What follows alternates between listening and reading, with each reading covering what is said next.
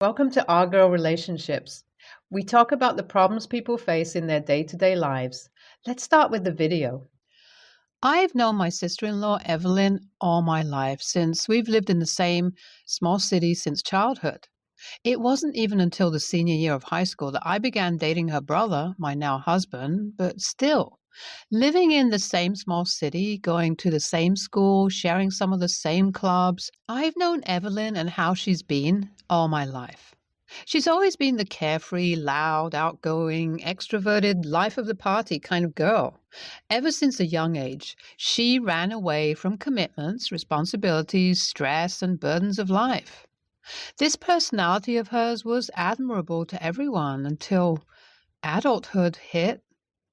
Unfortunately, though, with the way how everywhere she went, everyone loved her for her attitude.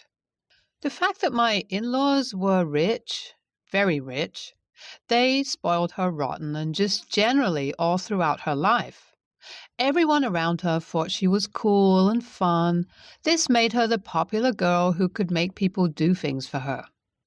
This, in turn, made her unprepared and unaware of life in general.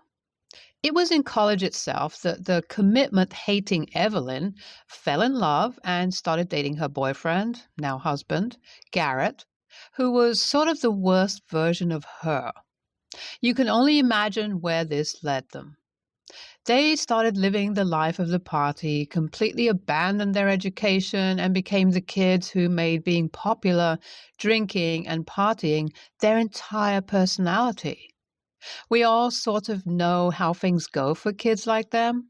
Well, at least I was able to predict it, but man, I didn't know things would turn out worse than the worst-case scenario I had imagined in my head. It all immediately came crashing down as Garrett and Evelyn graduated with grades and skills as terrible as they were. Their resumes weren't accepted anywhere. It was my in-laws and Garrett's parents who ended up buying them a house. Evelyn then got pregnant and gave birth to a set of twins. Garrett and her got married next because that was the best thing to do. All these changes forced both of them to get minimum wage jobs. Needless to say, this life was something Evelyn did not want to have, even as her worst nightmare. So she started to dump the kids on anyone she possibly could.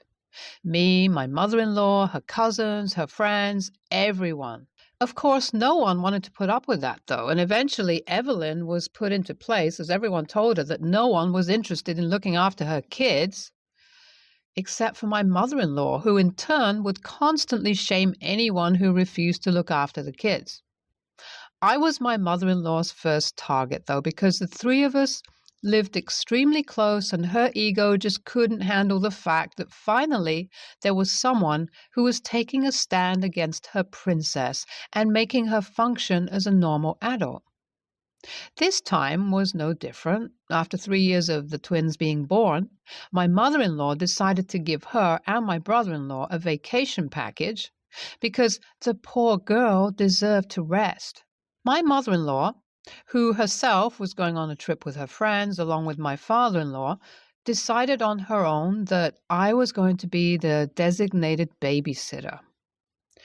I firmly set my boundaries, telling her that I wasn't going to become a babysitter just because her daughter didn't want to take care of the kids' babysitting arrangement. This sparked an argument between me and my mother-in-law where obviously no one took my side. Thankfully, though, at the end of the day, my mother-in-law, through her rage, gave up on her demand, and I thought I was finally left alone.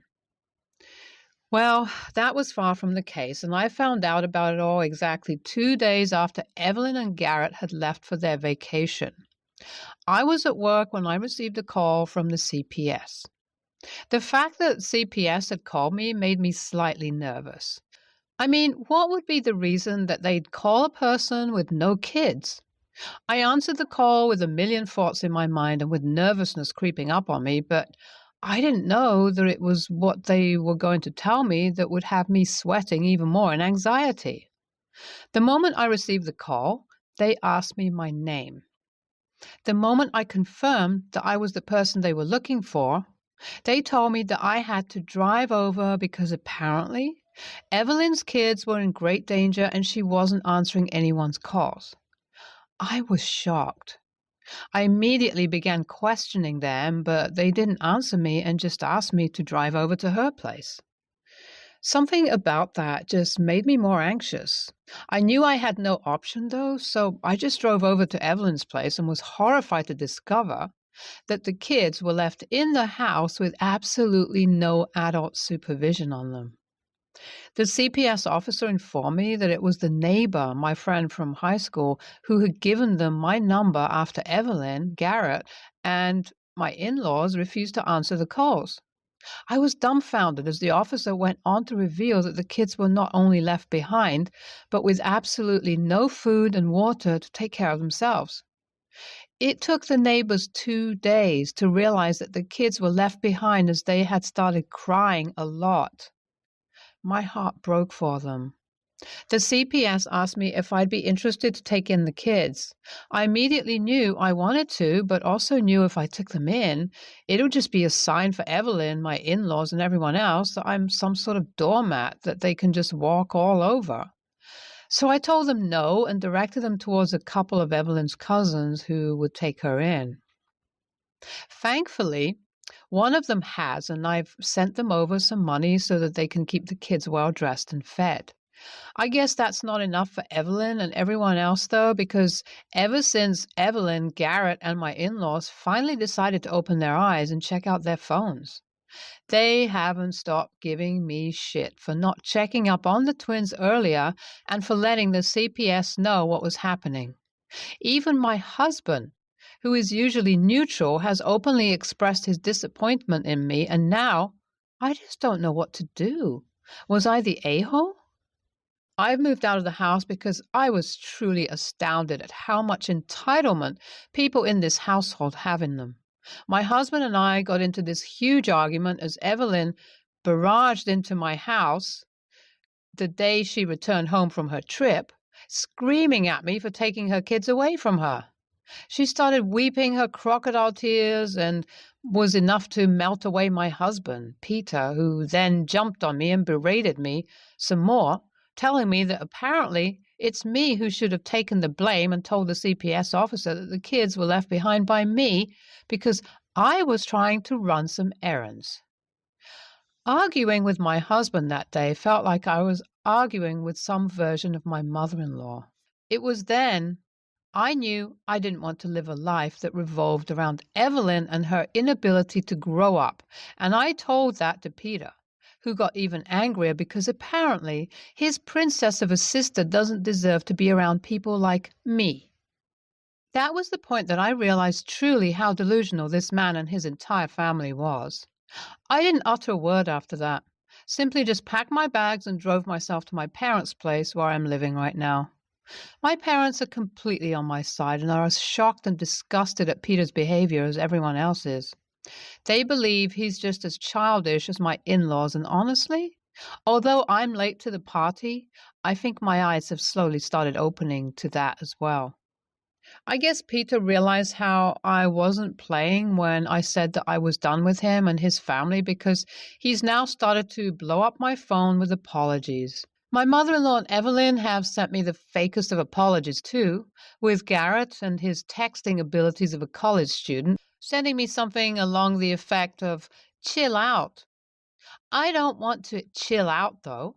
I feel like I've waited all my life for Peter to take my side against his family for once, and the fact that he isn't, especially in a situation as serious as this one, was just heartbreaking to me and killed all the love and willpower I had in me to save our marriage. I've decided that I've had enough. I'm no longer going to waste my time and try to fix the unfixable. So I went to the lawyers today and have asked them to draw out the divorce papers ASAP so that it doesn't waste any of my or Peter's time because, of course, the earlier I'm out of this situation, the earlier he'll be able to go back to taking care of his princess of a sister. There was also an update from the CPS, although they had just called me to inquire about Peter's family. They ended up informing me that they've looked deeply into Evelyn's case, and apparently she's at a very high risk of losing custody of her kids. Honestly, I'm not surprised, even an inch, because with the way she behaves, it's probably likely that she has multiple reports against her. I just hope that whatever happens to the kids, it'll be for the best. I wasn't planning to update this post anymore, but thought I should do it anyway. Peter broke down as he was served the divorce papers, as if this was something completely unexpected for him. I just couldn't feel any empathy for him, though. I just immediately began moving my things out of the house because I had absolutely no interest in living there or getting the house to myself. The deed was under both our names, so we were able to split and get an equal share. I've moved to the other side of the city and haven't really gotten the time for myself as I've been so busy with shifting. Thankfully, though, I've had nothing but amazing support from my side of the family, some of Peter's side, and also my friends. As for Evelyn, things haven't been too good for her, with so many reports from the CPS, and the poor condition of her house. The kids were unfortunately taken away from her. Although it always feels sad to see when a child is taken away from their mother, I realize that if the mother is like Evelyn, it's truly for the best. Apparently, someone from Garrett's side of the family is looking into taking their custody. This revelation is not that surprising to me. What is surprising is the fact that Evelyn has absolutely no empathy about this situation, and her Facebook wall says it all through her constantly fluctuating posts of either partying, vacationing, or mourning about the loss of her children. It just goes on to say how vile of a person she is and how proud I feel of myself for taking a stand against her. Currently, the fact that I saved the lives of those innocent kids and also gotten myself out of a situation which was mentally draining is all that has been keeping me going lately. Thank you all so much for being on this journey with me. NTA, your in-laws and husband are a bunch of lunatics. Glad you got out of that situation before they turn you into one as well. NTA, WTF is wrong with Evelyn and Garrett. They truly deserve to have their kids taken away because they seem to be in no shape mentally to take care of them. I, 26 female, posted a scathing Facebook status after I went to an extremely expensive event on Friday and had a terrible experience. Over 5 hours in line. And then got temporarily banned from the Facebook group of the community the event was for because I vented my frustrations at the poor organization of the event and overall awful time attendees had. I'll admit it wasn't my finest moment, and when I say the status was scathing, I mean scathing. But at the same time, I waited in line for 5 hours for a terrible event that cost me $140 entry between myself and my partner. And they didn't even have my partner's shirt size after all that. Almost immediately after I got a text from my mom, 44, who lives on the other side of the country and has very little bearing on my life. She told me my status made me look like a fool and that I needed to delete it because it embarrassed her. I explained the situation, but also told her that I'm a grown adult and she has no say over my social media. This isn't like when I was a teenager and she could take my phone to read any social media posts or text messages she didn't agree with. It escalated into her telling me that my behavior makes her look like a shit mom to all our mutual Facebook friends, and I'm an absolutely disgusting human being that she is ashamed to have raised. This is strange because she's acting like I posted some written act against God, not a status calling out an event that ripped people off. In the end, I told her she needs to back off and shut the hell up because she has no impact on my life whatsoever, and the fact that she's trying to make a situation with nothing to do with her all about her is some serious narcissism, and that maybe she needs to get that checked. I also told her that her demanding I delete my status is nothing more than a power play, and I'm too old to play her games. AITA? My initial review on the community page was very polite, and I'm happy to send pics. The angry post was on my personal Facebook, which is private to everyone but friends, and was made after absolutely everyone who had a negative experience was banned or had comments turned off on their posts by the community admins because they don't wish to admit that so many people were unhappy with an event they promoted. NTA, whether or not your post was justified has no bearing on your mother's life, and she has no say in it. She actually looks more like shit for trying to control another adult with her narcissistic reasoning. What you told her is entirely justified, and you should stand firm on your boundaries. NTA, you're a grown-ass woman. What right does she have to call you names and dictate what you put up on Facebook? Suggestion. Post your message exchange and see what your mutuals have to say about her disgusting behavior, calling her own daughter such horrendous things. We are all over the age of 23 and all names are fake. Our family consists of me, our parents, one brother, and another sister. My brother, Mike, brought up the fact that we should start going out on family friend vacations since we were both relatively financially stable, and those who couldn't afford costs could be covered by either me or him. I thought it was a great idea and immediately started consulting everyone about ideas for the vacation, everyone being a few cousins and friends as well. My brother has twin boys that are 5 years old. Neither me or my sister have kids. Although me and my boyfriend plan to have kids, my sister, Ashley, and her partner have been very open about their child-free status. No one has a problem with this, but she is not very fond of my brother's kids and has said that they give her headaches when she's over at his house. In previous conversations, she has said that she can't handle small kids and feels as though they ruin certain events. This was brought up mostly at a barbecue we had to celebrate our mother getting through her leg surgery safely and making a good recovery. My brother's kids had been crying a lot and kind of running around but hadn't destroyed anything. My sister had been very stressed about this and told my brother to take his kids home to his wife or she and her partner would leave, which he did to avoid further conflict with her. There have been few other incidents like this as well. I thought about this and other things she had said and made the decision to not invite her. I brought this up with Mike, and we both agreed that our sister probably wouldn't have a good time on the vacation with kids that are still so young. Our mother said that since we are paying for most of the vacation, it's our decision, and she has no thought on it besides that we should tell her and her partner. So I did, and she absolutely was not happy. She said, why couldn't Mike's kids stay with his wife or he get a babysitter? I said that his wife really wants to go and get the kids out of the house. She responded by saying that she is our sister and those kids were way too young to travel anyways. I said she doesn't even like kids, so the vacation wouldn't be enjoyable for her. And that was the reasoning. Her response was that although that was true, we should have invited her first anyways before making the decision.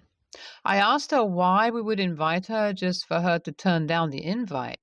I also pointed out that Mike has removed his kids for her many other times, so I think this would only be fair. She hung up and later sent texts saying I was being unreasonable and she didn't want to go on the shitty vacation anyways. AITA? NTA, your sister is out of control. You were completely correct in not inviting her because she would make everyone miserable with her ridiculous demands. Telling your brother to take his kids and leave a family event is outrageous. Demanding that he leave his wife and kids so she and her partner can go on a free vacation is outrageously ridiculous. You and your brother have indulged her for too long. Enjoy your vacation. Never invite her. Tell brother to stop leaving family events to accommodate her. Let her leave or deal with it. NTA, your sister wants to exclude your brother's wife along with the kids from anything where she's at. That isn't right to your brother. Your sister can go on a vacation of her own with her husband. It will be kid-free and they will get to do exactly what they want to do. There's nothing wrong with your sister not wanting kids. She is making her choice an issue for those around her that have kids. She can exclude kids, limit time with children, all she wants. She can't expect the others with kids to never be present when she is around, though. She can be the bigger person and leave and not make her issue into everybody else's issue. NTA, your sister is free to not have children. She is not free to limit the existence of someone else's children.